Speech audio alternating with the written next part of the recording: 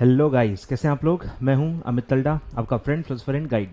ये वीडियो में दोस्तों हम फटाफट मार्जिनल कॉस्टिंग रिवाइज करने वाले हैं। ठीक है, ये आपका chapter 8 of cost and management accounting है ओल्ड सिलेबस का, एंड चैप्टर 18 है decision making tools of corporate and management accounting new syllabus. ठीक है, तो दोनों के लिए ये रेलिवेंट है।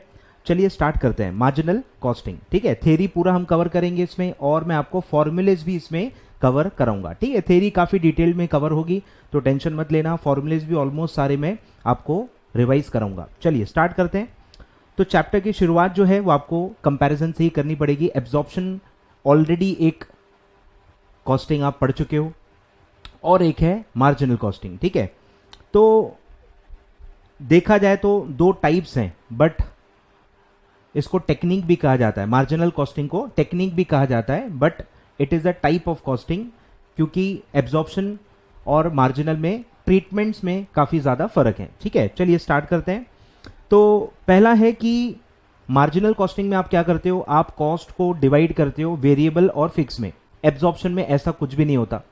दूसरी बात कि जो आप कंसेप्ट पढ़ते हो पीरियड कॉस्ट और प्रोडक्ट कॉस्ट, तो वो भी दोनों में अलग है। ठीक है, मैं लिखते लिखते आपको बताते जाता हूं कि क्या है। प्रोडक्ट कॉस्ट का मतलब क्या होता है, जो आप प्रोडक्ट पे चार्ज करते हो। ठीक है, एब्जॉर्प्शन में आप प्रोडक्ट पे क्या चार्ज करते हो, फुल मैन्युफैक्चरिंग कॉस्ट, मतलब वेरिएबल भी और फिक्स भी। और यही आप मार्जिनल में क्या करते हो, सिर्फ वेरिएबल मैन्युफैक्चरिंग कॉस्ट ही आप प्रोडक्ट पे चार्ज करते हो। तो दोनों में प्रोडक्ट कॉस्ट का डिफरेंस है। फिर है पीरियड कॉस्ट, जो आप पीएनएल में चार्ज करते हो, जो प्रोडक्ट के वैल्यूएशन में प्रोडक्ट पे चार्ज नहीं होता। तो एब्जॉर्प्शन कॉस्टिंग में जो भी नॉन मैन्युफैक्चरिंग कॉस्ट है, नॉन मैन्युफैक्चरिंग कॉस्ट यानी कि एडमिन सेलिंग, ये जो कॉस्ट होते हैं इसको आप नॉन मैन्युफैक्चरिंग कॉस्ट कहते हो, और वो पीरियड कॉस्ट होता है in absorption costing. And similarly in marginal costing period cost है full fix cost. Full fix cost, full fix cost मतलब उसमें फिक्स्ड मैन्युफैक्चरिंग कॉस्ट भी आ गया और फिक्स्ड नॉन मैन्युफैक्चरिंग कॉस्ट भी आ गया। ठीक है, तो फिक्स मैन्युफैक्चरिंग कॉस्ट का डिफरेंस है। तो फिक्स मैन्युफैक्चरिंग कॉस्ट वैसे एब्जॉर्प्शन में देखा जाए तो वो प्रोडक्ट कॉस्ट होती है, लेकिन under marginal costing it is a period cost. ठीक है, और नॉन मैन्युफैक्चरिंग कॉस्ट तो दोनों का ट्रीटमेंट दोनों में सेम है, उसका डिफरेंस नहीं आता। डिफरेंस किसका आता है, फिक्स्ड मैन्युफैक्चरिंग कॉस्ट। ठीक है, तो ये बेसिक फर्क है, वैल्यूएशन का फर्क है कि प्रोडक्ट कॉस्ट में क्या क्या आता है, और प्रोडक्ट के वैल्यूएशन करते वक्त आप क्या क्या उसमें चार्ज करोगे, और पीएनएल में यानी कि पीरियड कॉस्ट में आप क्या क्या चार्ज करोगे। तो वही सब दिया है देखो। और दूसरा जो मैंने फर्क बताया कि मार्जिनल में सारे कॉस्ट को आप एनालाइज करते हो अंडर फिक्स्ड एंड वेरिएबल, और बिहेवियर के हिसाब से ही पूरा आप कॉस्ट शीट और पूरा कॉस्ट बनाते हो। एब्जॉर्प्शन कॉस्टिंग में ऐसा कुछ नहीं होता। एब्जॉर्प्शन कॉस्ट का नाम एब्जॉर्प्शन इसलिए क्योंकि आप टोटल फुल मैन्युफैक्चरिंग कॉस्ट आप प्रोडक्ट में एब्जॉर्ब कर लेते हो। तो वो सब दिया हुआ है। ठीक है, कि यहां प्रॉफिट कैसे निकलता है, sales minus COGS, cost sheet आपको याद होगी। और यहां प्रॉफिट कैसे निकलता है सर, जो आप फॉर्मूला पढ़ते हो। ठीक है, इसकी जो पूरी कॉस्ट शीट होती है कि sales minus variable cost is equal to contribution, फिर contribution minus fix cost is equal to profit. तो यहां पूरा तरीका प्रॉफिट कैलकुलेशन का अलग होता है। फिर है कि कॉस्ट यहां क्लासिफाई बिहेवियर के हिसाब से होता ही नहीं है, यहां टाइप वाइज या क्या बोल सकते हैं उसको, फंक्शनल वाइज क्लासिफाई होता है। ठीक है, अंडर एब्जॉर्प्शन कॉस्टिंग। और यहां पे आप बिहेवियर वाइज क्लासिफाई करते हो, और बिहेवियर का मतलब क्या है, फिक्स्ड एंड वेरिएबल, और आपको पता ही होगा सेमी वेरिएबल भी होता है, जो बाद में फिर से आप रिक्लासिफाई करते हो under fixed and variable only, मतलब आप उसको ब्रेकअप करते हो। और अल्टीमेटली जब आप कॉस्ट शीट बनाते हो तो दो ही कॉस्ट होते हैं, वेरिएबल एंड फिक्स्ड। फिर जो अपन ने पढ़ा कि झगड़ा काय का है, फिक्स्ड प्रोडक्शन ओवरहेड, यानी फिक्स्ड मैन्युफैक्चरिंग जो ओवरहेड्स होते हैं, कॉस्ट होता है, उसका क्या होगा। तो अंडर एब्जॉर्प्शन कॉस्टिंग वो क्या होते हैं, प्रोडक्ट कॉस्ट होते हैं, प्रोडक्ट पे ही चार्ज होते हैं। Are charge to the product and subsequently released as a part of goods sold, it is included in the cost per unit, मतलब इट फॉर्म्स पीरियड कॉस्ट। ठीक है, इट फॉर्म्स पीरियड कॉस्ट। ये जो मैंने पहला आपको बताया कि फुल है, फुल मतलब वेरिएबल भी है और फिक्स भी है। फिक्स भी पीरियड कॉस्ट प्रोडक्ट कॉस्ट में आता है, मैंने गलत लिख दिया है, प्रोडक्ट कॉस्ट में आता है। ठीक है, और यहां पे fixed production cost are regarded as period cost. मतलब वो डायरेक्ट प्रॉफिट एंड लॉस में चार्ज हो जाता है, फुल फिक्स कॉस्ट चार्ज हो जाता है इंक्लूडिंग मैन्युफैक्चरिंग यानी फैक्ट्री ओवरहेड जो होते हैं, फिक्स्ड फैक्ट्री ओवरहेड्स भी आप पीएनएल में चार्ज करते हो। ठीक है, तो बेसिक फर्क यही है, समरी मैंने आपको बना के दे दी है। ठीक है, ये सबसे बड़ा फर्क है। फिर आगे बढ़ते हैं। अब है मार्जिनल कॉस्ट होता क्या है। ठीक है, मार्जिनल कॉस्ट का मतलब क्या है? मार्जिनल कॉस्ट का मतलब है कि एक और यूनिट अगर आप बनाते हो तो आपके टोटल कॉस्ट में कितना इंक्रीमेंट होता है। That increment because of producing one more unit is called as marginal cost. Marginal मतलब एक और यूनिट बनाने में जो भी खर्चा लगता है, टोटल कॉस्ट में जो भी इंक्रीज होता है, that is called as marginal cost. ठीक है, तो एट एनी गिवन वॉल्यूम, कोई भी वॉल्यूम पे आप, कोई फर्क नहीं पड़ता, कोई भी वॉल्यूम पे एक और यूनिट आप बनाते हो तो जो आपका टोटल कॉस्ट इंक्रीज होता है that is called as marginal cost. Any given of volume of output by which aggregate variable costs are changed if volume of output is increased by 1 unit. तो marginal cost क्या है? Variable cost ही है under marginal costing। ठीक है, under marginal costing, marginal cost is equal to variable cost of 1 unit। तो ध्यान रखना, question कैसे भी पूछे जा सकते हैं, तो वही दिया है। इन प्रैक्टिस एक्चुअली ये वो क्या है, टोटल वेरिएबल कॉस्ट ही है जो एक यूनिट के लिए, इंक्रीमेंटल एक यूनिट के लिए लगता है, और उसको आप एब्जॉर्प्शन के कॉस्ट शीट के हिसाब से भी रिकंसाइल कर सकते हो कि जो प्राइम कॉस्ट है, आपको पता ही होगा प्राइम कॉस्ट भी वेरिएबल कॉस्ट होती है, पर यूनिट लगता है, और ओवरहेड्स में से अगर आप सिर्फ वेरिएबल ओवरहेड ले लो तो एब्जॉर्प्शन का ये जो अमाउंट आएगा that will be correspondingly equal to the marginal cost. ठीक है, तो ये एब्जॉर्प्शन और मार्जिनल को कंबाइन करके दिया गया है, prime cost plus variable overhead is equal to marginal cost. ठीक है, एब्जॉर्प्शन कॉस्टिंग के एंगल से भी दिया हुआ है। चलिए, अब है मार्जिनल कॉस्टिंग। ठीक है, मार्जिनल कॉस्ट मतलब कॉस्ट था, कॉस्टिंग या तब पूरा प्रोसेस आ गया of determination of the profit and loss under marginal costing approach. ठीक है, तो बेसिक्स फटाफट पढ़ लेते हैं कि ये कोई सेपरेट कॉस्टिंग नहीं है, थ्योरी में ऐसे ही लिखा हुआ है, सेपरेट कॉस्टिंग नहीं है, ये एक्चुअली टेक्निक है जिससे आप डिसीजन मेकिंग कर सकते हो। आपको पता ही होगा marginal costing is famous for decision making, बहुत सारे डिसीजन आप उससे ले सकते हो। प्राइस कैसे डिटरमाइन करना, एक और कोई आपको एक्सपोर्ट ऑर्डर मिला है, वो एक्सपोर्ट ऑर्डर करना कि नहीं करना, लेना कि नहीं लेना, लॉस पे कोई प्रोडक्ट बेचना कि नहीं बेचना, कुछ समय के लिए शटडाउन करना कि नहीं करना, बराबर, ये सारे decisions are taken under marginal costing. तो इसलिए इसको टेक्निक भी कहा जाता है कि ये टेक्निक है जिससे आप डिसीजन मेकिंग करते हो।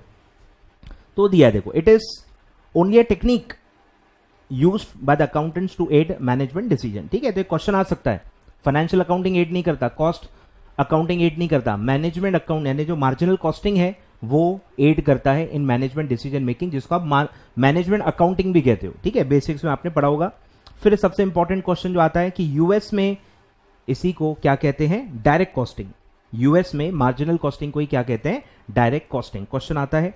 फिर इसके जो अदर नेम्स हैं इस पे भी क्वेश्चन आते हैं कि और क्या क्या पेट नेम्स हैं, वेरिएबल कॉस्टिंग क्योंकि आप वेरिएबल कॉस्ट को ही प्रोडक्ट कॉस्ट मानते हो। फिर डिफरेंशियल कॉस्टिंग क्योंकि आप दो अलग अलग लेवल्स और आउटपुट के डिफरेंस को कैलकुलेट करते हो।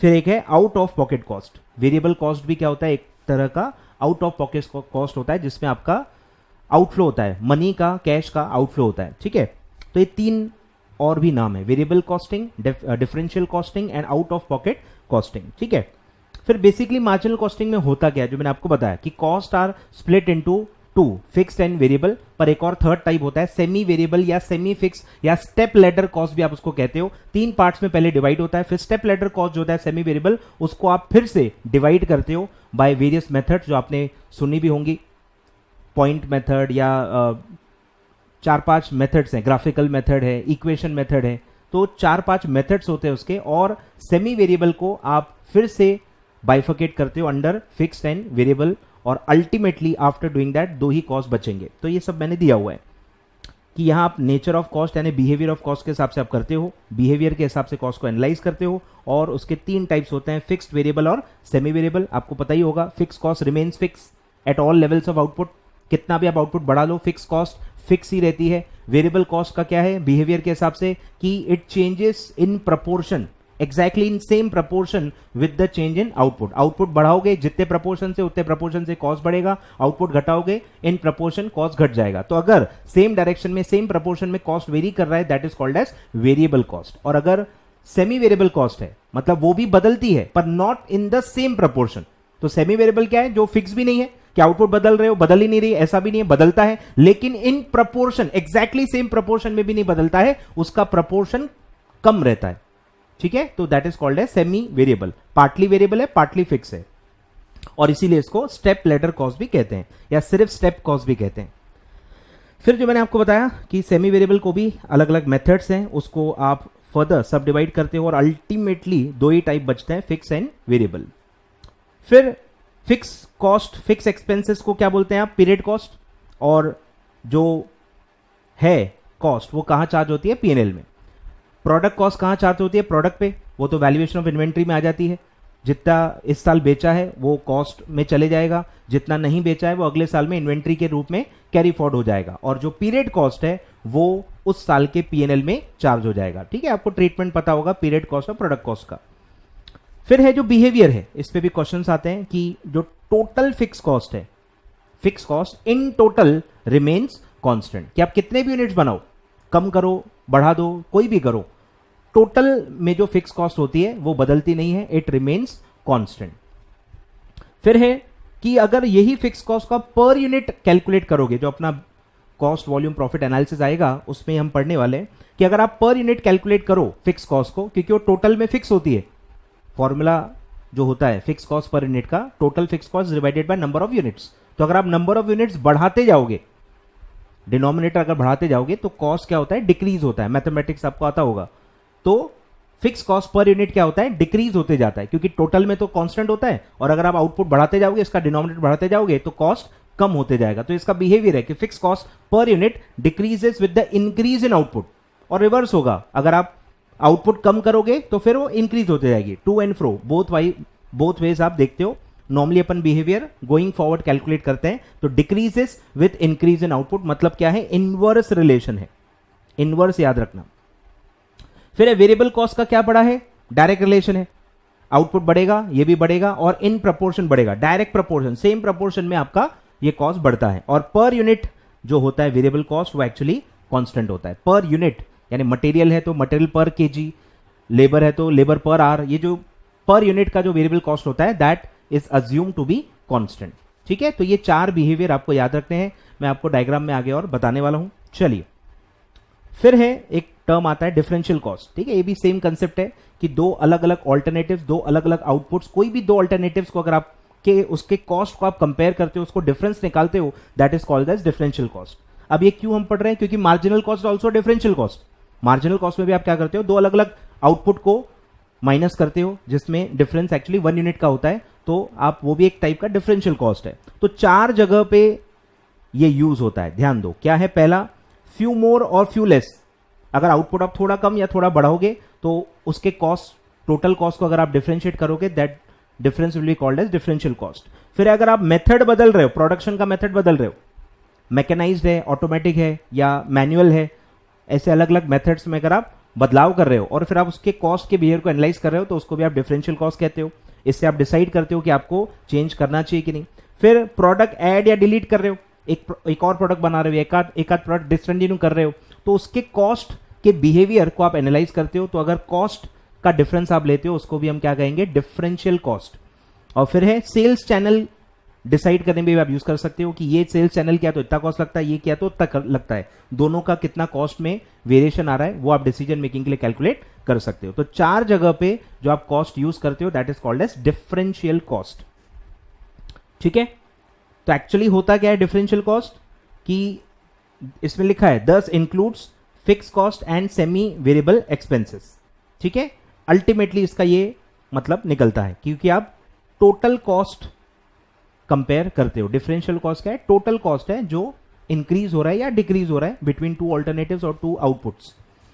फिर है, तो बस ये चार आपको याद रखने, चार याद रखने हैं जहां पे ये अप्लाई किया जाता है। ठीक है, फिर एक की फैक्टर, ये भी आपको पता होगा। की फैक्टर क्या है, लिमिटिंग फैक्टर, उसका अदर नेम है कि हर प्रोडक्शन एक्टिविटी में कोई ना कोई एक फैक्टर होता है जो आपको लिमिट करता है, कोई ना कोई ऐसी चीज है जो आपको रोकती है एक्सपांड करने से, ज्यादा प्रॉफिट कमाने से, तो उस फैक्टर को आप कहते हो key factor. Industry product to product ये अलग होता है, तो आपको देखना पड़ेगा कि आपके बिजनेस में क्या आपका बॉटल नेक है, इसी को आप बॉटल नेक भी कहते हो, जो आपको आगे बढ़ने से, एक्सपांड करने से रोकता है। तो ये क्या हो सकता है? तो ये रॉ मटेरियल हो सकता है कि कोई इंडस्ट्री में रॉ मटेरियल लिमिटेड है, तो जितना मटेरियल है उतना ही आप बना पाओगे, उतना ही आप कमा पाओगे। तो आपका activity level will be dictated by the key factor that is raw material.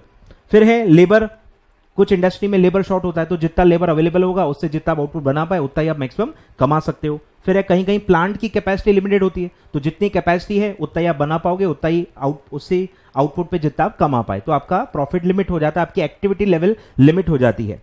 फिर है सेल्स कैपेसिटी, कितना आप सेल कर सकते हो, कितना आप बेच सकते हो। डिमांड का प्रॉब्लम है, तो जितना डिमांड है मैक्सिमम आप उतना ही कमा पाओगे। और कहीं कहीं कैश अवेलेबिलिटी यानी कैपिटल भी लिमिटेड होता है, तो जितना कैपिटल होगा उस कैपिटल से जितना बना के बेच पाए, उसमें जितना कमा पाए, वो डिक्टेट करेगा कि आप कितना एक्टिविटी अचीव कर सकते हो या कितना प्रॉफिट आप कमा सकते हो। तो उसको कहते हैं की फैक्टर। और हर इंडस्ट्री में, रियल लाइफ में की फैक्टर होता ही होता है जो आपको लिमिट करता है, ठीक है।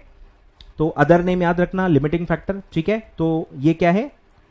Over a period of time, थोड़ा लॉन्गर ड्यूरेशन में अगर आप देखो, शॉर्ट टर्म में नहीं, over a longer period of time अगर आप देखो, तो ये आपका जो एक्टिविटी है उसको लिमिट करता है कि आप कितना बेच पाओगे, कितना बना पाओगे, उस पर लिमिटेशन ये डालता है। तो ये सब बैकग्राउंड हो गया। फिर आपको कंट्रीब्यूशन भी पता होगा। कंट्रीब्यूशन का कंसेप्ट यूज होता है मार्जिनल कॉस्टिंग में कि सेल में से अगर आप वेरिएबल कॉस्ट माइनस कर लो तो उसको कहते हैं contribution. This is equivalent to the gross profit you calculate in the financial accounting. Financial accounting का जो जीपी है वो ही मार्जिनल कॉस्टिंग का कंट्रीब्यूशन है, ठीक है। चलिए, अब है फायदे क्या है marginal costing as compare to absorption costing, क्यों बेटर है, क्या और अच्छे से आप काम कर सकते हो। पहला है कि इसमें आप प्राइसिंग पॉलिसी बहुत आसानी से डिसाइड कर सकते हो, क्योंकि इसमें आप कॉस्ट को कैसे एनालाइज करते हो, फिक्स और वेरिएबल बिहेवियर के हिसाब से आप एनालाइज करते हो। तो प्राइस डिसाइड करना या प्राइस के जो डिसीजन होते हैं कि प्राइस बढ़ाएं, प्राइस कम करें, ये जो डिसीजन लेने होते हैं ये एक्चुअली कॉस्ट के बेस पे होते हैं। और जितना अच्छे से आपको कॉस्ट का एनालिसिस पता है, उसका बिहेवियर पता है, उतने आसानी से आप उसके डिसीजन ले सकते हो। तो एब्जॉर्प्शन कॉस्टिंग में आप बिहेवियर का तो एनालाइज करते ही नहीं हो, तो वहां ये डिसीजन लेना काफी मुश्किल होता है क्योंकि आपको बिहेवियर पता नहीं होता। तो यहां आपको बिहेवियर पता होता है, इसीलिए ये काम काफी आसान हो जाता है। फिर सेकंड है कि इसमें आप एब्जॉर्प्शन करते ही नहीं हो, यहां पे फिक्स्ड ओवरहेड सीधे पीएनएल में जाते हैं, आप प्रोडक्ट पे चार्ज करते ही नहीं हो। एब्जॉर्प्शन में क्या करते हो, फिक्स्ड प्रोडक्शन ओवरहेड जो होता है वो प्रोडक्ट पे चार्ज हो जाता है। तो क्या होता है, अंडर या ओवर एब्जॉर्प्शन हो जाता है, क्योंकि आपको एस्टिमेट लगाना पड़ता है, आपको रिकवरी रेट्स निकालने पड़ते हैं। याद आ रहा है कुछ? फिर वो डिफरेंस आता है और फिर उसको आप और 3 मेथड्स पढ़ते हो, री एब्जॉर्ब करते हो या फिर आप कैरी फॉरवर्ड कर देते हो या उस साल के आप पीएनएल में चार्ज करते हो। तो ये सब मगजमारी जो है ये मार्जिनल कॉस्टिंग में होती ही नहीं, क्योंकि यहां पे फिक्स कॉस्ट जो होती है वो डायरेक्ट पीएनएल में जाती है, वो प्रोडक्ट पे चार्ज होती ही नहीं है। और यहां पे एब्जॉर्प्शन का कंसेप्ट होता ही नहीं है, और क्योंकि एब्जॉर्प्शन का कंसेप्ट नहीं होता तो अंडर ओवर एब्जॉर्प्शन का भी कंसेप्ट नहीं होता है, ठीक है। तो यहां अंडर ओवर रिकवरी होती ही नहीं है, क्योंकि फिक्स्ड ओवरहेड्स कहां चार्ज किए जाते हैं, पीएनएल में, and not on products. Products पे चार्ज ही नहीं होती है, तो एब्जॉर्ब करने की जरूरत पड़ती ही नहीं है। फिर है कि इससे लोग बोलते हैं ट्रू प्रॉफिट पता चलता है। क्यों? क्योंकि आप कॉस्ट एकदम बिहेवियर के हिसाब से एनालाइज कर रहे हो कि आपने कॉस्ट में चार्ज ही क्या किया, सिर्फ वेरिएबल कॉस्ट, और जो फिक्स कॉस्ट है वो तो फिक्स होती है ना, एक्चुअली फिक्स होती है, वो आपके आउटपुट से फर्क नहीं पड़ता। वो तो एब्जॉर्प्शन कॉस्टिंग में आप जबरदस्ती चार्ज करते हो, लेकिन एक्चुअल में देखा जाए तो फिक्स कॉस्ट जो लग गई वो लग गई, वापस नहीं आती, और वो एक्चुअली पीरियड कॉस्ट ही होता है जो आप मार्जिनल कॉस्टिंग में एक्चुअली वही ट्रीटमेंट देते हो। तो इसीलिए जो मार्जिनल कॉस्टिंग फेवर करते हैं उनका बोलना होता है कि मार्जिनल कॉस्टिंग का प्रॉफिट एक्चुअली रियल लाइफ का ट्रू प्रॉफिट होता है जो आपने कमाया होता है, ठीक है। फिर है कि इससे आप ब्रेक इवन एनालिसिस कर सकते हो, जो अपना अगला टॉपिक है कि नो प्रॉफिट नो लॉस का जो पॉइंट होता है जिसको आप कहते हो बीईपी, वो आप मार्जिनल कॉस्टिंग में आसानी से निकाल सकते हो, बिकॉज कॉस्ट को आप बाइफरकेट कर देते हो फिक्स और वेरिएबल में। तो बहुत आसान हो जाता है प्राइसिंग के भी डिसीजन लेना और बीईपी निकालना भी आसान हो जाता है। आपको पता चल जाता है आपका टोटल कॉस्ट और टोटल सेल कहां इंटरसेक्ट हो रहा है, because you know you can predict the behaviour over a longer period of time, जो एब्जॉर्प्शन कॉस्टिंग में मुश्किल होता है, क्योंकि आपकी कॉस्ट में पार्टली फिक्स भी होता है, पार्टली वेरिएबल भी होता है। तो कॉस्ट कैसे बिहेव करेगा आपको पता नहीं होता, because it is a blend of fixed and variable. Marginal costing में वैसा नहीं होता है, क्योंकि आप ऑलरेडी बाइफरकेट कर लेते हो, और प्रोडक्ट कॉस्ट में आप पूरा वेरिएबल कॉस्ट चार्ज करते हो और पीरियड कॉस्ट में आप पूरा फिक्स कॉस्ट चार्ज करते हो। तो आपने पूरा बाइफरकेट कर दिया, तो आप फोरकास्टिंग बहुत आसानी से कर सकते हो, और इसीलिए आप बीईपी भी आसानी से कैलकुलेट कर सकते हो। फिर सेम जो हमने पढ़ा सेग्रीगेट हो जाता है, तो आप कंपेयर कर सकते हो, ठीक है, एक्चुअल को आपके बजटेड से कि कितना आपने सोचा था और कितना एक्चुअली हुआ। फिर आप वही स्टैंडर्ड कॉस्टिंग यूज कर सकते हो कि कितना सोचा था, कितना हुआ, कम हुआ, ज्यादा हुआ, क्यों ज्यादा हुआ, ठीक है, वो सब जो आप कम कॉस्ट कंट्रोल जिसको आप कहते हो, वो आप कॉस्ट कंट्रोल अप्लाई कर सकते हो, करेक्टिव एक्शन ले सकते हो अगर कॉस्ट आपका ज्यादा लग रहा है तो। और फिर है जो मैंने आपको कहा कि डिसीजन मेकिंग, मैनेजमेंट के जो बहुत कॉम्प्लेक्स डिसीजंस होते हैं वो बहुत आसानी से यहाँ पे आप निकाल सकते हो, जो मैंने आपको बताया भी था। प्राइसिंग डिसीजंस है, या लिखा हुआ है ना, देखो, रिप्लेसमेंट डिसीजन है, आपको मशीन रिप्लेस करनी है, या आपको शटडाउन डिसीजन लेना है, या आपको एक्सपोर्ट का डिसीजन लेना है, या फिर आपको लॉस में या बहुत ही कम सेल्स प्राइस पे कोई ऑर्डर मिल रहा है, उस पे आपको डिसाइड करना है कि एक्सेप्ट करें या नहीं करें। तो ये सारे जो कॉम्प्लेक्स डिसीजंस होते हैं ये मार्जिनल कॉस्टिंग में आप आसानी से कैलकुलेट कर सकते हो और उसका डेटा अवेलेबल होता है, ठीक है। तो ये 6 एडवांटेजेस हैं ऑफ यूजिंग मार्जिनल कॉस्टिंग। फिर आते हैं सर लिमिटेशंस, ठीक है, इतने फायदे हैं पर ऐसा नहीं कि परफेक्ट है, बहुत सारे इसमें भी प्रॉब्लम्स हैं। तो बेसिकली इसके जो प्रॉब्लम्स हैं वो इनके अजम्पशंस ही हैं, ठीक है, इसके अजम्पशंस ही इसके बॉटलनेक्स हैं, इसके लिमिटेशंस हैं, इसके ड्रॉबैक्स हैं। तो सबसे पहला है कि जो आप अज्यूम कर लेते हो कि सारे कॉस्ट को आप फिक्स और वेरिएबल में बाइफरकेट कर लोगे, प्रैक्टिकल लाइफ में इतना आसान नहीं है। When you analyse a cost, इतना आसान नहीं है उसको बोलना कि ये फिक्स्ड है या ये वेरिएबल है। काफी सारे कॉस्ट क्या होते हैं, सेमी वेरिएबल होते हैं, और बिकॉज वो सेमी वेरिएबल होते हैं उसको स्प्लिट करना इतना आसान नहीं होता है, इसलिए बहुत सारे कॉम्प्लेक्स मेथड्स यूज करने पड़ते हैं। और अगर आपका स्प्लिट प्रॉपरली नहीं हुआ तो आपका फिक्स कॉस्ट और वेरिएबल कॉस्ट का अमाउंट गलत आएगा, और गलत अमाउंट से डिसीजन भी गलत होने के चांसेस होते हैं। तो ये डिफिकल्ट है क्लासिफाई करना। जो आप अज्यूम कर लेते हो वो प्रैक्टिकल लाइफ में कैलकुलेट करना बहुत मुश्किल है, और to that extend marginal costing में काफी बड़ा लिमिटेशन है।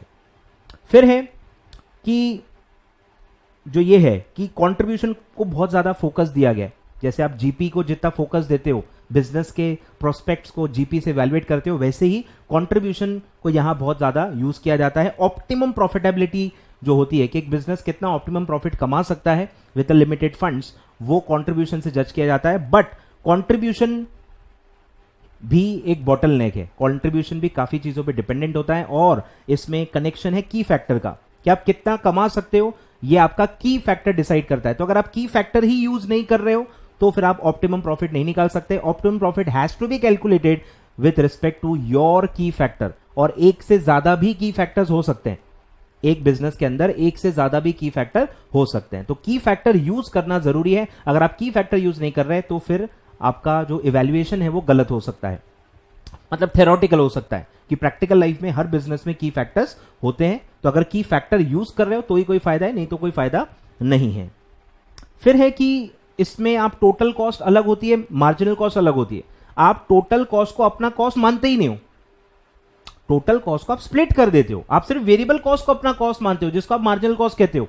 तो आपका कॉस्ट मतलब मार्जिनल कॉस्ट। अरे लेकिन रियल लाइफ में फिक्स कॉस्ट भी तो लग ही रहा है, भले आप उसको पीएनएल चार्ज कर रहे हो। अरे भाई लेकिन कॉस्ट तो लग रहा है, रिकवर तो करना है ना। तो काफी बार क्या हो सकता है, सेल्स स्टाफ मिस्टेक करेगा और मार्जिनल कॉस्ट को टोटल कॉस्ट समझ के प्राइस डिसाइड कर लेगा। तो ऐसा भी नहीं करना है। सेल्स प्राइस जब आप डिसाइड कर रहे हो तो आपको फिक्स कॉस्ट भी ध्यान देना होता है। यू कैन नॉट अज्यूम कि आपका पूरा मार्जिनल कॉस्ट ही है। एक्सेप्शनल डिसीजन अलग बोल रहा हूं मैं, डेली डिसीजन की बात कर रहा हूं। एक्सेप्शनल अगर कोई सिचुएशन है, डिमांड कम है, या जैसे भी कोविड-19 चल रहा है, तो वो एक्सेप्शनल हो गया, उसमें आप अपनी कॉस्ट को मार्जिनल कॉस्ट मान के डिसीजन ले सकते हो। लेकिन नॉर्मल सर्कमस्टांसेस में ऐसा नहीं कर सकते। तो काफी बार हो सकता है कि सेल्स स्टाफ सारे के सारे डिसीजन नॉर्मल सिचुएशन भी मार्जिनल कॉस्ट के हिसाब से ले ले, पर ऐसा नहीं है। टोटल कॉस्ट अलग होता है, मार्जिनल कॉस्ट अलग होता है। तो सेल्स स्टाफ को समझाना पड़ेगा, कॉशन करना पड़ेगा कि भैया मार्जिनल कॉस्ट तो है ही, पर फिक्स कॉस्ट भी होती है। तो मार्जिन कंट्रीब्यूशन उतना रखना कि फिक्स कॉस्ट रिकवर हो जाए। कंट्रीब्यूशन इतना होना चाहिए कि that should cover up your total fix cost, नहीं तो अल्टीमेटली नेट क्या हो जाएगा, लॉस हो जाएगा। फिर है overheads of fix nature can not all together be excluded. जैसे हम करते हैं, पूरा फिक्स को डायरेक्टली क्या कर देते हैं, पीएनएल में चार्ज कर देते हैं, प्रोडक्ट पे चार्ज नहीं करते। पर कुछ फील्ड्स में ऐसा करना पॉसिबल नहीं, जैसे कंस्ट्रक्शन कॉन्ट्रैक्ट्स हो गए, जो लॉन्ग टर्म कॉन्ट्रैक्ट्स हैं, वहां आप ऐसा नहीं कर सकते। वहां फिक्स कॉस्ट को भी इन्वेंट्री यानी कि प्रोडक्ट पे चार्ज करना पड़ता है, क्योंकि टाइम वहां नॉर्मल चीज है। वहां लगते ही 2-3 साल है, तो वहां इंटरेस्ट कॉस्ट जो ये फिक्स कॉस्ट होती है ना, ये भी प्रोडक्ट पे ही चार्ज करते हैं, नहीं तो आपका जो प्रोडक्ट का कॉस्ट है वो बहुत ही कम दिखेगा। ठीक है, तो कुछ इंडस्ट्री में ये आप मार्जिनल कॉस्टिंग यूज नहीं कर सकते, फिक्स कॉस्ट को डायरेक्टली पीरियड कॉस्ट नहीं मान सकते, गलत हो जाएगा। ठीक है, तो वो दिया है particularly in large contracts while valuing of WIP in order to show correct position fix cost are to be included. ठीक है, एक्सेप्शनल कुछ इंडस्ट्रीज में फिक्स कॉस्ट को भी प्रोडक्ट कॉस्ट मानना पड़ता है। ठीक है, फिर है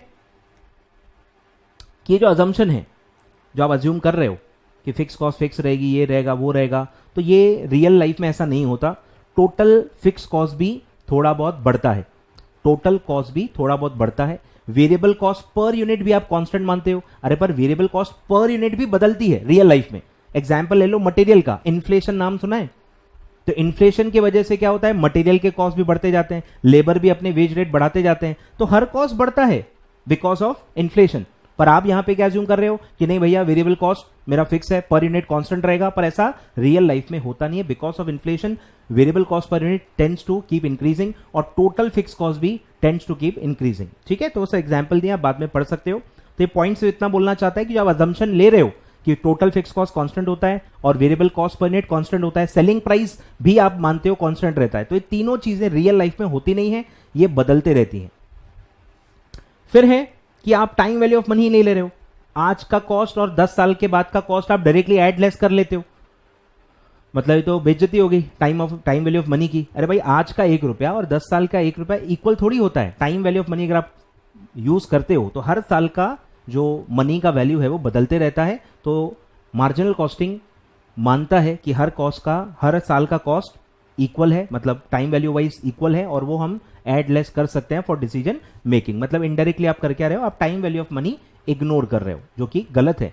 time value of money is a very important concept in financial management और आपको यूज करना चाहिए डिसीजन मेकिंग में, नहीं तो आपके डिसीजन गलत हो सकते हैं। ठीक है, तो ऐसे 6 बड़े लिमिटेशंस हैं मार्जिनल कॉस्टिंग के। आगे बढ़ते हैं सर, अब है cost equation, marginal cost equation. तो आपने पढ़ाई है, बेसिकली इक्वेशन क्या है कि sales minus variable cost is equal to fix cost plus profit. मतलब ये जो आप कंट्रीब्यूशन निकाल रहे हो, सेल्स माइनस वेरिएबल कॉस्ट क्या आएगा, कंट्रीब्यूशन इतना होना चाहिए कि उसमें से आप फिक्स कॉस्ट रिकवर करो। उसका नाम कंट्रीब्यूशन ही क्यों है, क्योंकि वो कंट्रीब्यूट करता है इन रिकवरी ऑफ फिक्स्ड एक्सपेंसेस, और अगर आप पूरा रिकवर कर लेते हो उसके बाद आपका प्रॉफिट चालू होता है, तो अगर आपका कंट्रीब्यूशन कम है, फिक्स कॉस्ट ज्यादा है, तो अल्टीमेटली आपका लॉस होगा। ठीक है, तो ये पूरा उसका इक्वेशन है, तो आप पढ़ा होगा आपने। ठीक है, sales price per unit into number of units, तो ये आएगा टोटल सेल। फिर है variable cost per unit into number of units, तो ये आएगा टोटल वेरिएबल कॉस्ट। तो total sale minus total variable cost that will be equal to contribution, और कंट्रीब्यूशन का ही दूसरा इक्वेशन क्या होता है, फिक्स कॉस्ट प्लस प्रॉफिट। ठीक है, तो इसको आप कहते हो मार्जिनल कॉस्ट इक्वेशन। अब आते हैं सबसे इंपॉर्टेंट पॉइंट पे, दैट इज सीवीपी एनालिसिस, जिसको आप कहते हो ब्रेक इवन पॉइंट या ब्रेक इवन एनालिसिस। ठीक है, बेसिकली ये 3 फैक्टर्स को, उसके बिहेवियर को प्लॉट करके बनाया जाता है, कॉस्ट, वॉल्यूम, प्रॉफिट। 3 अलग अलग फैक्टर्स हैं। कॉस्ट जिसमें ब्रेकअप है फिक्स कॉस्ट और वेरिएबल कॉस्ट, फिर वॉल्यूम मतलब आउटपुट, और एक है प्रॉफिट। ये 3 फैक्टर्स आप यूज करते हो। अब इसके बहुत सारे मेथड्स हैं, ब्रेक इवन पॉइंट निकालने के बहुत सारे मेथड्स हैं। पहला है एल्जेब्रिक मेथड, मतलब इक्वेशन, एल्जेब्रा यूज करते हो आप, इक्वेशन यूज करते हो। तो पहला है कंट्रीब्यूशन मार्जिन मेथड, जिसमें आप पीवी रेशो यूज करते हो। कंट्रीब्यूशन मार्जिन का मतलब क्या होता है, पीवी रेशो। तो ये जो आप बचपन पढ़ते हो, जो बेसिक फॉर्मूला है, बीईपी का फॉर्मूला क्या है, fix cost divided by PV ratio. This is algebraic method, contribution margin method of calculating the BEP. फिर एक आता है इक्वेशन मेथड, ये मतलब उल्टा मेथड है कि इक्वेशन आपको पता है, बिहेवियर के हिसाब से आप इक्वेशन बना सकते हो, आपको सिर्फ क्या नहीं पता, यूनिट्स कितने बेचने हैं। देखो क्या लिखा है, एसपी यानी selling price per unit into S मतलब number of unit sold. Number of unit sold ही तो मेन है ना, नंबर ऑफ यूनिट सोल्ड अगर आपको पता चल जाए तो selling price into number of sold, ये आ गया टोटल सेल। फिक्स कॉस्ट तो कांस्टेंट होता है, पता होता है। फिर वेरिएबल कॉस्ट पर यूनिट भी आपको पता होता है, कांस्टेंट होता है, और into number of unit sold, variable cost per unit into number of unit sold, तो ये आएगा टोटल वेरिएबल कॉस्ट और प्लस प्रॉफिट। 3 ही पार्ट्स होते हैं ना, फिक्स कॉस्ट, वेरिएबल कॉस्ट और प्रॉफिट। तो ये इक्वेशन मेथड है। तो जो सेल्स, अब ये बीपी का क्या कनेक्शन है वो समझो। बीपी क्या कनेक्शन है, यहां प्रॉफिट क्या ले लेंगे, 0। यहां प्रॉफिट क्या ले लेंगे, जीरो, क्योंकि एट बीपी प्रॉफिट क्या है, zero, no profit no loss. ठीक है, तो यहां प्रॉफिट आप जीरो ले लो, सेलिंग प्राइस पर यूनिट आपको पता होती है, फिक्स कॉस्ट टोटलिटी में आपको पता होती है, और वेरिएबल कॉस्ट पर यूनिट भी आपको पता होती है। बाकी सारे फैक्टर्स आपको पता है, सिर्फ एस निकाल लो, एस से पता चल जाएगा नंबर ऑफ यूनिट सोल्ड। तो नंबर ऑफ यूनिट सोल्ड या जो सेल्स का वैल्यू है दैट इज बीपी, क्योंकि आपने प्रॉफिट क्या लिया, जीरो। ठीक है, प्रॉफिट जीरो लिया, इसलिए इस इक्वेशन से जो एस निकलेगा दैट इज बीपी। इस इक्वेशन में जो एस निकलेगा that is BP, BP in units.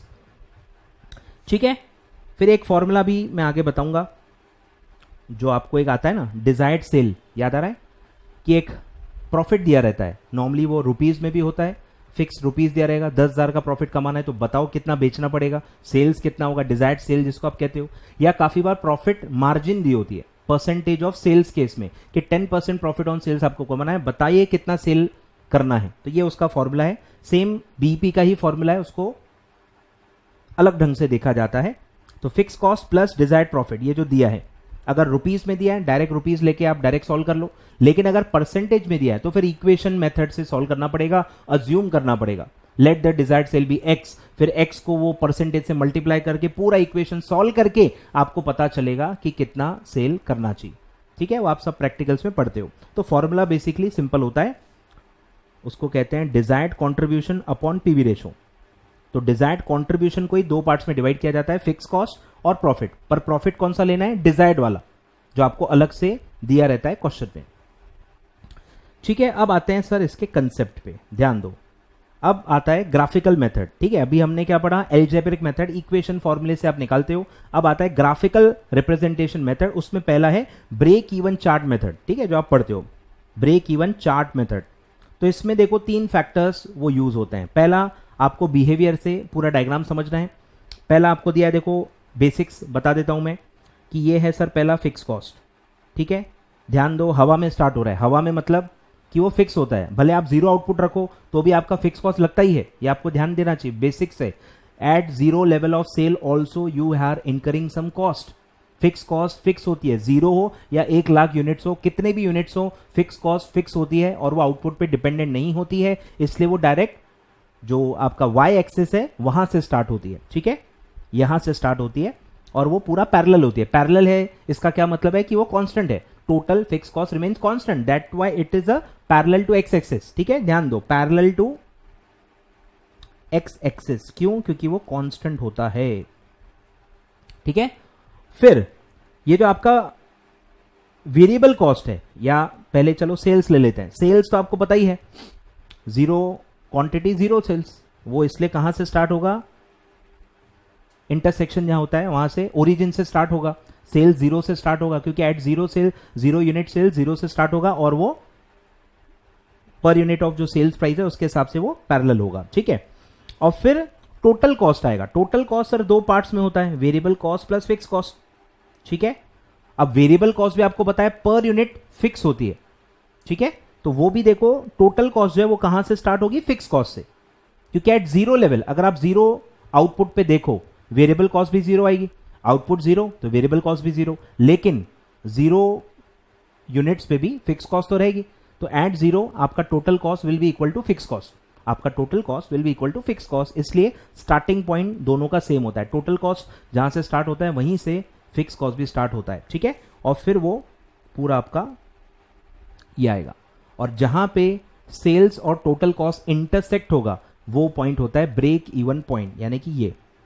ठीक है, तो बीपी का क्या है definition, neither profit neither loss, no profit no loss कब होता है, जब total sales is equal to total cost. Economics में भी पढ़ा होगा अपने मार्केट चैप्टर में। ठीक है, सेम है कि total cost is equal to total sale, वहां होता है BEP, no profit no loss. और ये जो एंगल बनता है, ये जो एंगल बनता है प्रॉफिट का, इसको कहते हैं angle of incidence, sorry angle of incidence,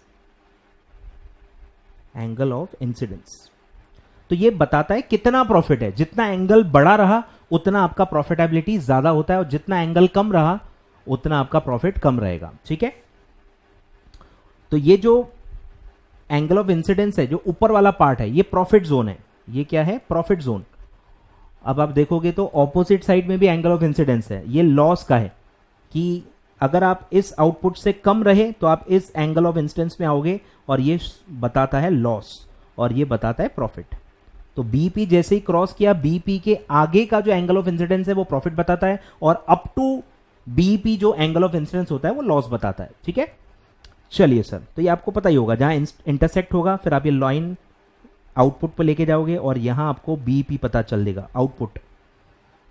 ठीक है, तो ये नॉर्मल है, देखो ये प्रॉफिट है और यहां आया तो लॉस रहेगा। ठीक है, तो ये है आपका बीपी। तो जहां नो प्रॉफिट नो लॉस है, that point of output is called as break even point. और एंगल ऑफ इंसिडेंस क्या है, जहां टोटल सेल और टोटल कॉस्ट इंटरसेक्ट होता है तो वहां जो एंगल बनता है that is called as angle of incidence. तो बीपी पॉइंट पे जो एंगल बनता है that is called as angle of incidence. आगे बढ़ते हैं, फिर एक पीवी चार्ट भी है, प्रॉफिट वॉल्यूम चार्ट। ये सेकंड मेथड है। ग्राफिकल मेथड में दो मेथड होते हैं, एक जो ऊपर पढ़ा अपन ने दैट इज बीपी चार्ट, और एक है पीवी चार्ट। ठीक है, ये पीवी रेशियो के एंगल से निकाला गया है। ठीक है, तो इसमें देखो ध्यान दो, इसमें टोटल कॉस्ट सेल्स ये सब नहीं है, इसमें डायरेक्टली क्या क्या है, एक तो आपका एक्स एक्सिस है, फिर दूसरा आपका सेल्स दिया है। देखो डायरेक्टली सेल्स प्लॉट किया गया है। अब सेल से अगर आप देखोगे कि अगर आपका जो सेल है, या जो क्या कहूंगा मैं, यूनिट्स, अच्छा रुपीज इन लैक्स दिया है, सॉरी,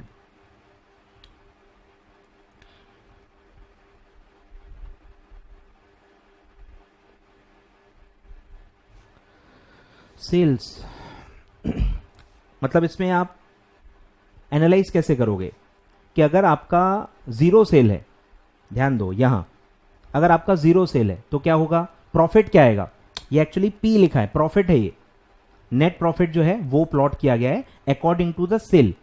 तो अगर आपका सेल का वॉल्यूम जीरो है तो क्या होगा, सेल जीरो, वेरिएबल कॉस्ट भी जीरो, तो कंट्रीब्यूशन भी जीरो। एट जीरो सेल आपका कंट्रीब्यूशन भी जीरो होगा।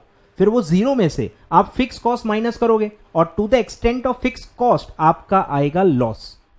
तो ये यहां से स्टार्ट होगा, ये लॉस है। ठीक है, तो ये क्या है, एट जीरो सेल आपका ये पूरा फिक्स कॉस्ट ही है जो पूरा लॉस आ रहा है। और जैसे जैसे आप सेल स्टार्ट करोगे, जैसे जैसे आप सेल स्टार्ट करोगे आपका कंट्रीब्यूशन स्टार्ट होगा, और वो कंट्रीब्यूशन से आप फिक्स कॉस्ट माइनस करोगे तो आपका जो प्रॉफिट है, मतलब वो लॉस जो है वो धीरे धीरे कम होते जाएगा। इसलिए देखो वो ऊपर ऊपर जा रहा है, मतलब लॉस धीरे धीरे कम हो रहा है। और एक पॉइंट ऐसा आएगा सेल का जहां पे आपका जो पूरा कंट्रीब्यूशन है that will be exactly equal to the fix cost, और वो होगा बीपी। वहां पे आपका एक्स एक्सेस पे इंटरसेक्ट हो जाएगा, और वो सेल जैसे ही आप क्रॉस करोगे ये जो जोन है, इसको, इसमें क्या रिलेशन होता है, contribution is more than fix cost, इसलिए आपका नेट प्रॉफिट बच रहा है, इसलिए हम एक्स एक्सेस के ऊपर हैं। और ये जो जोन है ये आपका प्रॉफिट जोन है, इसी को आप एंगल ऑफ इंसिडेंस भी कह सकते हो।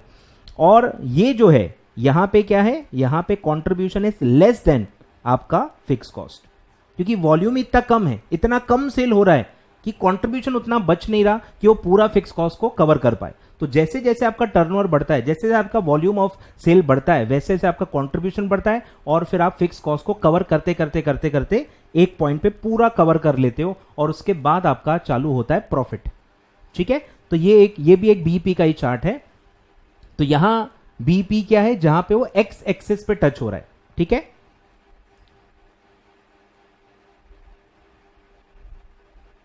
point at which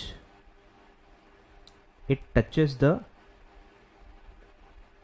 x axis, ठीक है, उसको कहते हैं ब्रेक इवन पॉइंट। ठीक है, तो अलग थोड़ा तरीका है बट कंसेप्ट सेम है, बिहेवियर भी सेम है। ठीक है, तो ये हो गया। अब आते हैं सर अजम्पशन, ऑलमोस्ट सिमिलर हैं जो हमने मार्जिनल कॉस्टिंग के पढ़े हैं।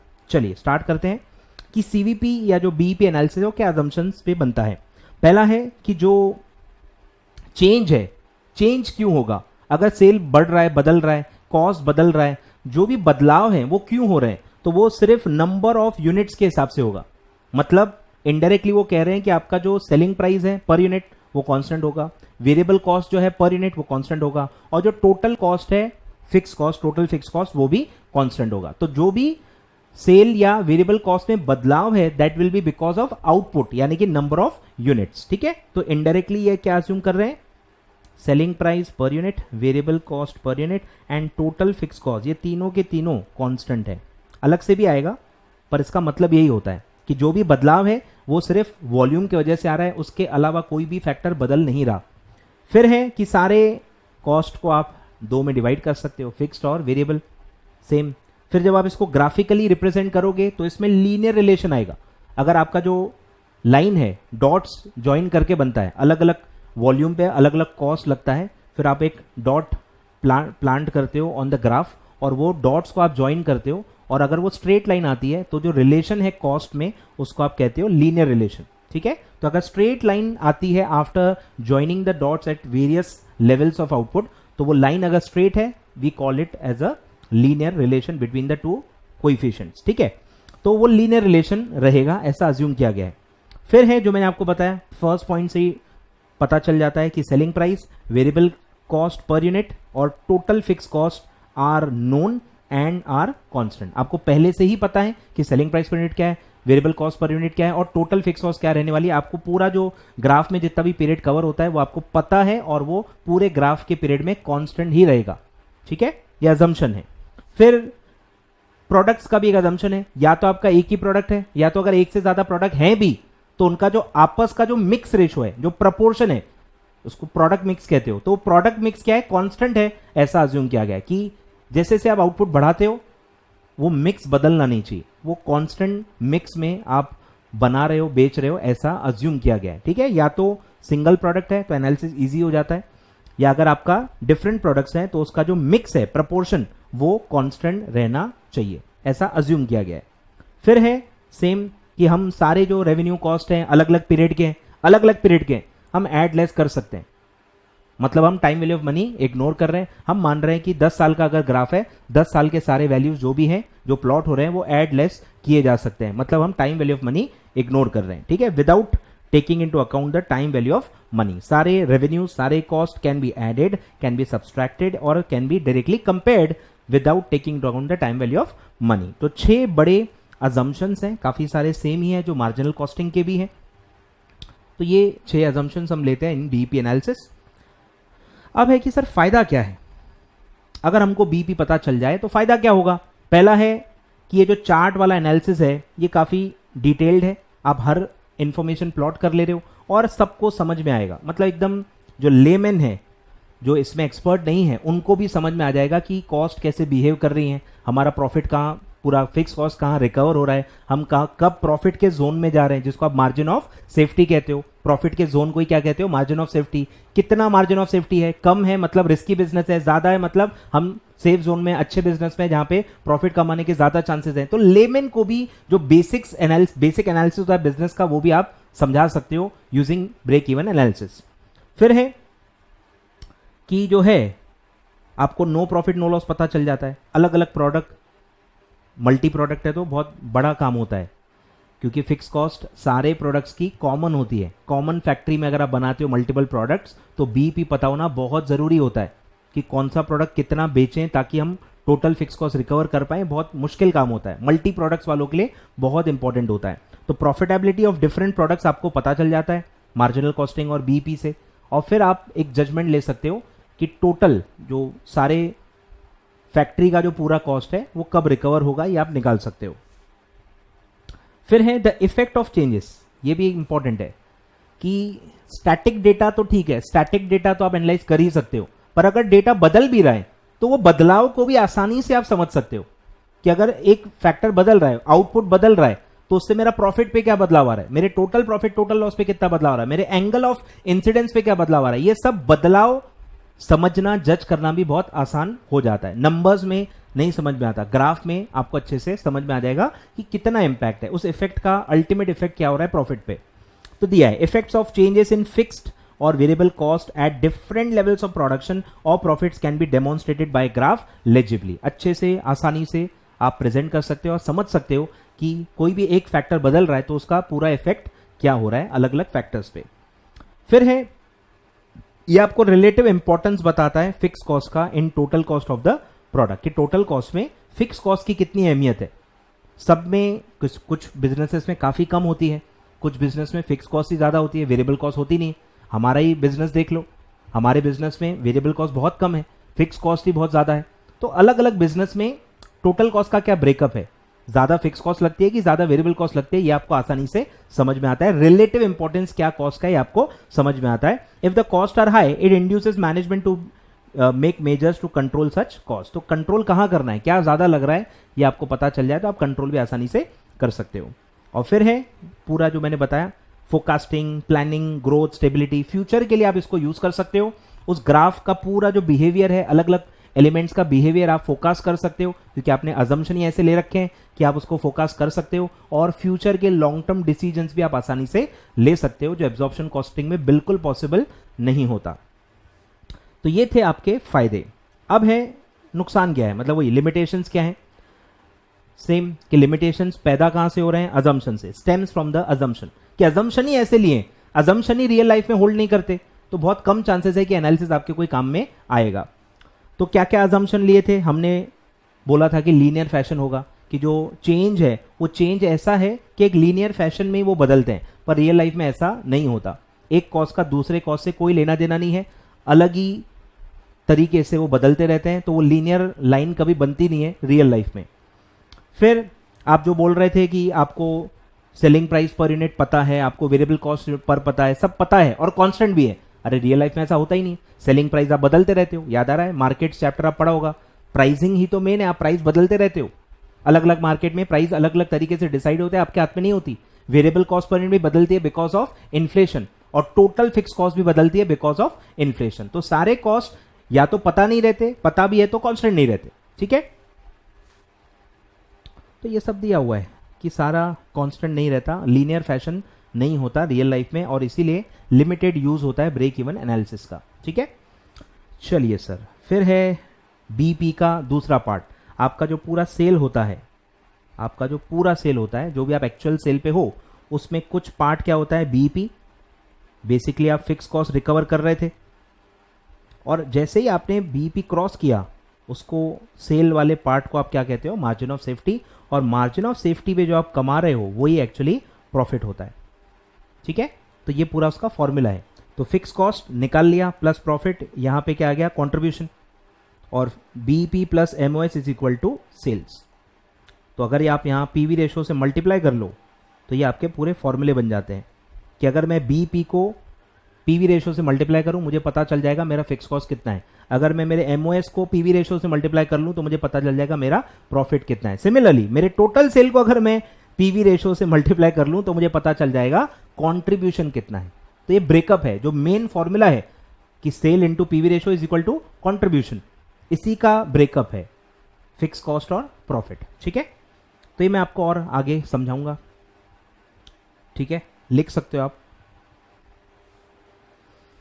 ट्रिक है फॉर्मूला याद करने की, ठीक है। अगर भूल जाओ, शफल कैसे करना है फॉर्मूले को आपको नहीं समझ में आ रहा है, तो आप इससे कर सकते हो। चलिए, अब थ्योरी ऑलमोस्ट हो गई, ठीक है, सब पढ़ लिया, बेसिक पढ़ लिया, कंट्रीब्यूशन, मार्जिनल कॉस्टिंग के बेसिक्स, उसकी थ्योरी, सीवीपी एनालिसिस, वही बीपी, उसका पूरा अजम्पशन, उसके बेनिफिट्स, उसके लिमिटेशंस, फिर मार्जिनल कॉस्टिंग के पूरे जो फील्ड है उसमें जो भी एडवांटेजेस डिसएडवांटेजेस हैं वो सब पढ़ लिए, ठीक है। अभी अब एमओएस भी पढ़ लिया, ठीक है। अब आते हैं सर फॉर्मूले पे, ध्यान देना। फॉर्मूलेस बोलो, सबसे बेसिक जो हमने पढ़ा, जिसको आपने मार्जिनल कॉस्ट इक्वेशन कहा, contribution is equal to sale minus variable cost. इसको आप टोटलिटी में भी यूज कर सकते हो, इसको आप पर यूनिट में भी यूज कर सकते हो, ठीक है। टोटल भी चलता, पर यूनिट भी चलता है, दोनों में द फॉर्मूला होल्ड्स गुड। फिर है कंट्रीब्यूशन में ही दो पार्ट्स हैं, फिक्स कॉस्ट और प्रॉफिट। अब इसी को ही शफल कर सकते हो, मैथमेटिक्स है। आप डरते हो मैथमेटिक्स से, तो इसलिए काफी लोगों को समझता ही नहीं कि करना क्या है। अरे फॉर्मूले सेम है, इसी को घुमाते जाना है, ठीक है। इसी को अगर मैं घुमाऊं, एग्जाम्पल कि इसमें से मुझे प्रॉफिट पता करना है, मुझे कंट्रीब्यूशन और फिक्स कॉस्ट दिया हुआ है, मुझे प्रॉफिट पता करना है, तो इसी को शफल करो, profit is equal to contribution minus fix cost. Simple है, घुमाते जाओ, आंसर मिलते जाएगा। और इसी को आपने मार्जिनल कॉस्ट इक्वेशन का, ठीक है। इसी को कैसे भी आप शफल करके यूज कर सकते हो। 4 वेरिएबल्स हैं, 4 में से 3 पता है, चौथा आप निकाल सकते हो आसानी से। फिर आगे बढ़ते हैं। फिर है बेसिक जो हमने पढ़ा, पीवी रेशो, जिसको मैंने बताया था आपको कि एक्चुअली ये जीपी रेशो है, ये एक्चुअली फाइनेंशियल अकाउंटिंग का जीपी रेशो है। जीपी रेशो का फॉर्मूला क्या है, जीपी अपॉन सेल, वही है। जीपी को बस नाम क्या दिया गया है, कंट्रीब्यूशन, ठीक है। कंट्रीब्यूशन अपॉन सेल इनटू 100, तो आएगा पीवी रेशो इन परसेंटेज। फिर इसी को आप घुमाओ, इसी को घुमाओ, सेल दिया है, पीवी रेशो दिया है और कंट्रीब्यूशन पूछा है, तो क्रॉस प्रोडक्ट कर लो। बोलो क्या बनेगा, contribution is equal to sale into PV ratio. उल्टा भी होता है काफी बार, काफी क्वेश्चन में आपको क्या रहेगा, कंट्रीब्यूशन दिया रहेगा और उसका पीवी रेशो भी दिया रहेगा, आपको सेल पूछा रहेगा। रिवर्स वर्किंग है, काफी लोगों को जमता ही नहीं। इसी को अगर मैं बोलूं कि अगर मुझे कंट्रीब्यूशन दिया है और पीवी रेशो दिया है, तो मैं क्या करूंगा, बोलो ये एस इधर जाएगा और पीवी रेशो नीचे इधर आएगा, तो क्या होगा, sales is equal to contribution divided by PV ratio. तो ये वाला फॉर्मूला बहुत क्वेश्चन में यूज होता है और बहुत बच्चों को नहीं समझ में आता, क्योंकि मैथमेटिक्स है। मैथमेटिक्स आया कि बुखार आ जाता, बेसिक्स है, बहुत इजी है, इक्वेशन बस आपको संभालना है, ठीक है। तो ये दो फॉर्मूले इससे बन जाते हैं, आसानी से शफल करना है, ठीक है। फिर है जो मैंने आपको बताया बीईपी।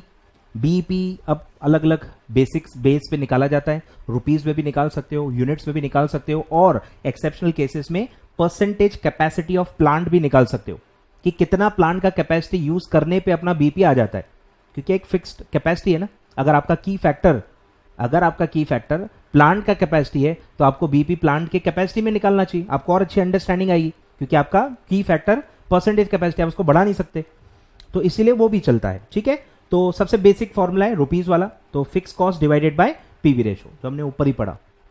फिर यूनिट्स, बेस बदला तो यहां क्या आ जाएगा, बेस बदल जाएगा, कंट्रीब्यूशन ही है, पीवी रेशो भी क्या है, कंट्रीब्यूशन का परसेंटेज है जो रुपीज से ही निकला है। अब यूनिट्स पे निकालना है तो ऑब्वियसली कंट्रीब्यूशन भी क्या आ जाएगा, पर यूनिट। न्यूमरेटर देखो सेम रहेगा, न्यूमरेटर में कोई बदलाव नहीं है, न्यूमरेटर फिक्स कॉस्ट ही रहेगा, बस बीपी का बेस बदलना है तो कंट्रीब्यूशन का बेस बदलते रहो। कंट्रीब्यूशन को परसेंटेज में लेना है तो उसी को पीवी रेशो कहते हैं, यूनिट्स में लेना है तो कंट्रीब्यूशन पर यूनिट ले लो, ठीक है।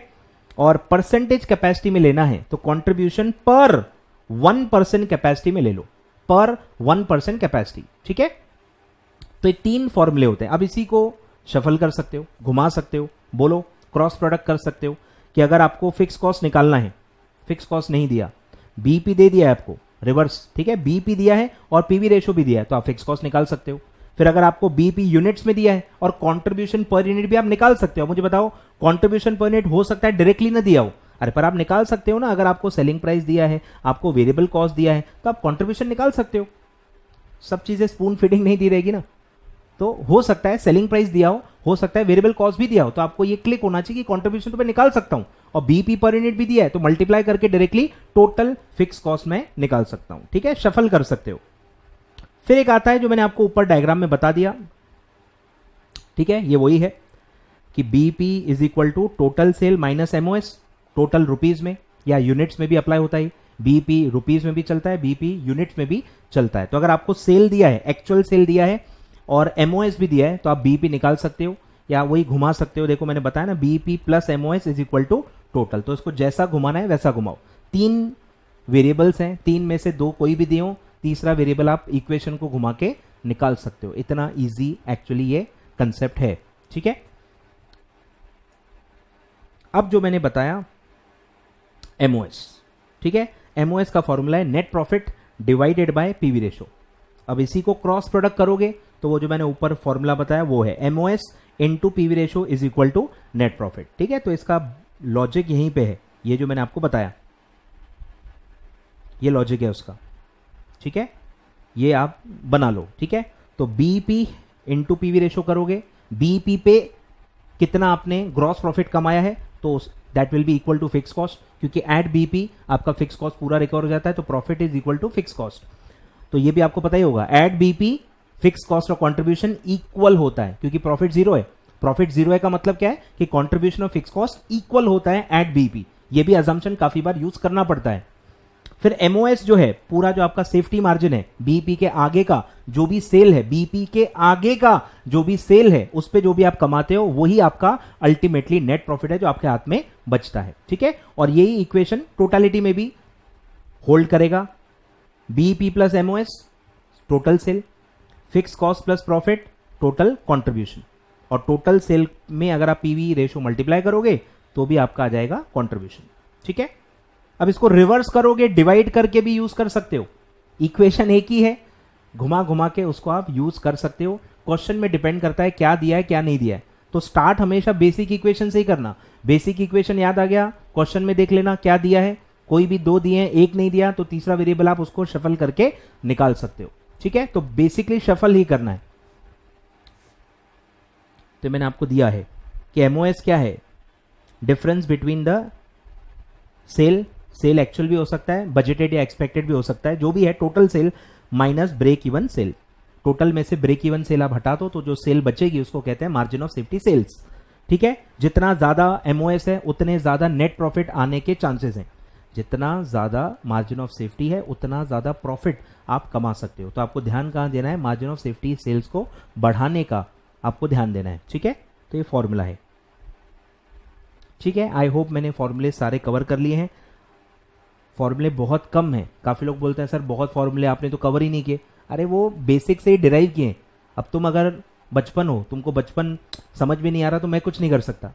इक्वेशन है ही 5-6, उसको शफल कर करके आप 15, 18, 20 फॉर्मूले बना सकते हो, कोई भी दिक्कत नहीं है।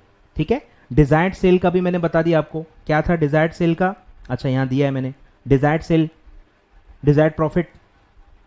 ठीक है, फिक्स कॉस्ट दिया रहेगा, डिजायर्ड प्रॉफिट अलग से दिया रहेगा। और अगर आपको डिजायर्ड सेल जो है वो रुपीज में निकालनी है तो आप नीचे पीवी रेशियो लो। डिजायर्ड सेल अगर यूनिट्स में निकालनी है तो इसी को आप कंट्रीब्यूशन पर यूनिट ले लो। आ रहा है ख्याल में। और डिजायर्ड प्रॉफिट दिया रहता है, या तो वो रुपीज में दिया रहेगा या तो परसेंटेज ऑफ सेल में दिया रहेगा। ऑलरेडी बता चुका हूं, रुपीज में दिया है तो डायरेक्टली आंसर आ जाएगा, और अगर परसेंटेज में दिया है तो इक्वेशन बना के करना पड़ेगा। सेल्स को एक्स अज्यूम करना पड़ेगा और फिर पूरा इक्वेशन बना के पूरा आपको सॉल्व करना पड़ेगा। ठीक है, सेपरेट क्वेश्चन इस पे आता है। तो ये था सारे के सारे मैंने आपको इक्वेशन बता दिए। स्क्रीन दे देता हूं, अच्छे से लिख लो अगर आपके पास नहीं है। फॉर्मूला शीट मेरे ऐप पे अवेलेबल है, उसमें भी सब दिया हुआ है, पर फिर भी मैं दे देता हूं। खैर ये फाइल ही मैं डाल देता हूं, आप फाइल से ही देख सकते हो। जिनको नोट डाउन करना है नोट डाउन कर सकते हो, फटाफट नोट डाउन कर लो।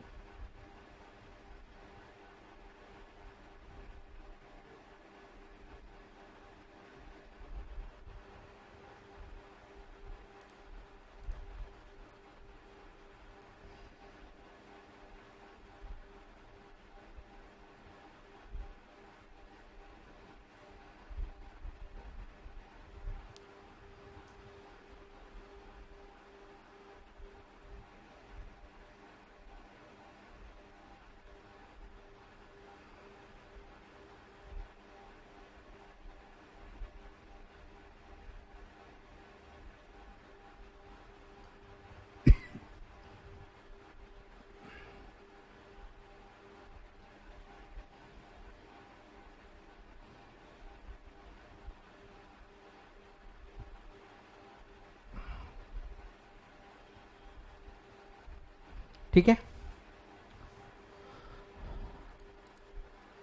तो वीडियो यहाँ तक देख लिया है तो वीडियो लाइक कर देना, और अगर आप चैनल में नए हो सब्सक्राइब कर देना, और वीडियो शेयर जरूर करना ताकि सब लोग 1 आवर में फटाफट पूरा मार्जिनल कॉस्टिंग का थ्योरी प्लस फॉर्मूला रिवाइज कर पाएं। Thank you so much.